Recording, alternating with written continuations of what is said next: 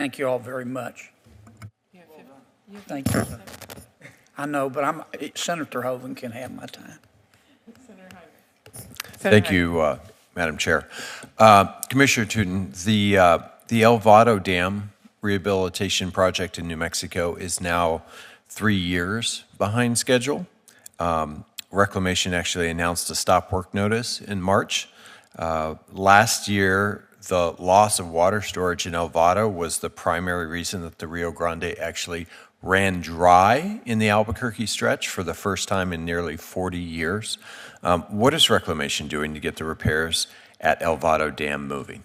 Good morning, Senator. As you know, El Vado Dam was constructed in the 1930s. It's one of the few structures that's a steel face plate dam on an earthen infrastructure. So as we're looking to upgrade that to this century's criteria, we have run into some challenges with that project. And so what we're doing now is looking at what we can have as a safe reservoir restriction to be able to store as much water as possible. We're working very closely with the districts, but we're also working with our sister agencies, specifically with how we can store water, Pueblo water, in Abiquiu Reservoir. And what's the status of being able to store that water in Abiquiu Reservoir? We'll be able to know more, and I can follow up in the record for you on that. What's the timeline for actually getting El Vado finished? Unfortunately, Senator, it's a little longer than we anticipated, given the challenges that we're seeing. And what does that look like? I can provide a more detailed timeline for you for the record, but it probably is Are we a year talking or so. Months or years? Closer to a year. A year. I'll follow up for the record, Senator. Okay. So on another issue that I'm not particularly happy to raise today, you know that my commitment to deliver for the Eastern New Mexico Rural Water Project has never wavered, and we made major progress thanks to the bipartisan infrastructure law. But Reclamation's budget line item for this is $60,000, which suggests to me that your commitment is wavering.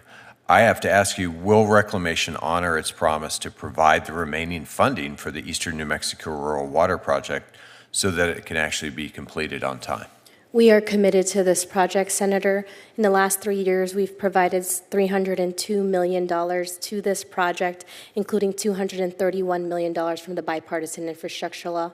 I was just there last fall around the Clovis Air Force Base area and look forward to continuing to meet our commitment to deliver water to those communities. The progress has been great in recent years. I'm just trying to make sense of a budget line item that seems to be missing as zero. We look to leverage additional funding from the bipartisan infrastructure law to be able to make our commitments to that rural water project and others. I look forward to that. Thank you. Between Reclamation and the Corps, 20 of the 24 dams that are operated in New Mexico right now are classified as high hazard potential. Maybe I'll start with Secretary Connor. What are your timelines for assessing and completing the repairs that are necessary on these structures to just maintain public safety? Your mic. Apologize, Senator. Secretary. If I could, on the operational side, refer to General Spellman on the status of that work. General. No, Senator Heinrich, thank you for the question. I'm responsible for 745 dams in the country. 9 of them are in New Mexico.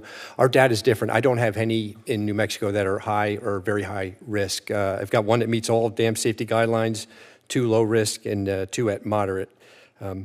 Okay, we'll share our data with you just to be sure. And with regard to Reclamation, We are tracking the same. We have 9 reclamation dams. We talked about El Vado already, but it'd be good to compare notes on the facilities, and we'll provide timelines appropriately, great. Senator. I look forward to that.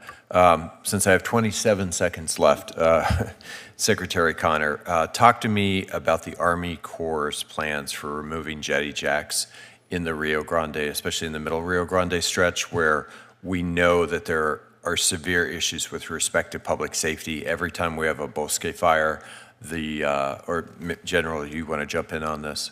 It's a real challenge for our firefighters to deal with those jet ejects, which are all connected with wires as well. So they represent a very severe impediment to our firefighters being able to operate in those areas. Yes, sir. Wildfire response and important for environmental restoration, I would argue. Sir, we've done this work before in the state. Our authority and our funding limited us to the Albuquerque area. We are absolutely capable of expanding this effort, and we can work with you on the additional authority funding needed to take this more to the middle Rio Grande. Great. No, I look forward to working with you on that. It's a fairly severe problem for boaters as well, because they're now stretched in the actual channel of the river, and then a very severe problem for our firefighters.